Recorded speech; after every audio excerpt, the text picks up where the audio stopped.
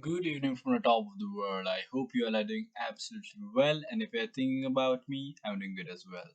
In this video, I'll teach you guys how to make a custom line on your Google Docs. If you guys don't already know, I've already taught you how to add a line or a horizontal line on Google Docs. And if you guys don't know to do that as well, please do check out our video on that, which will be listed right down in the description box below. So to add a custom line, what you're gonna do is you're gonna open up Google Docs at first, and you're gonna go to the document that you want to add your line to. So this is a document I chose, and you go to the place that you want to add your line on. You go to insert again, you click on here, and you'll see drawing.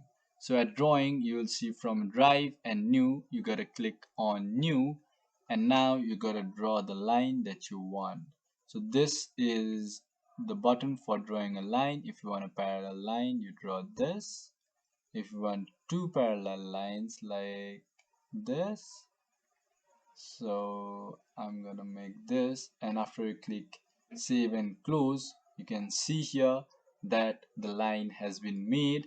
The line that you just made has been added here, and this is how you make a custom line on your Google Docs.